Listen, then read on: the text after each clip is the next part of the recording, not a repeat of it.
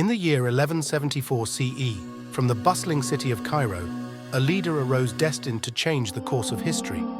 This was Salahuddin Ayubi, a man of great wisdom and faith. As the sun rose over the hills of Egypt, Salahuddin stood tall, overlooking the city.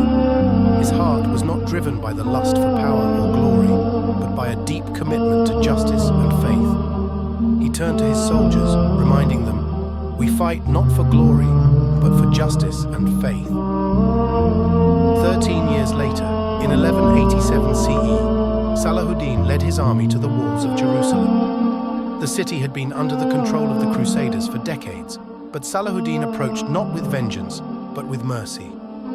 As the gates of Jerusalem opened, his forces entered the city without shedding a drop of blood. Addressing the people of Jerusalem, Salahuddin declared, "You are free to worship as you will, for Jerusalem belongs to all who seek peace." Through his actions, he showed the world the true spirit of Islam. That same year, on the fields of Hattin, Salahuddin faced the Crusaders in a decisive battle. His army, though outnumbered, fought with honor and conviction. Surrounding the weary Crusaders, Salahuddin led his forces to victory, breaking the strength of the Crusaders and paving the way for a new era of peace.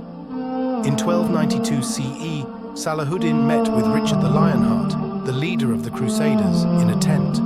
They exchanged respectful glances, each recognizing the strength and nobility of the other. A treaty was signed, ensuring peace for a time.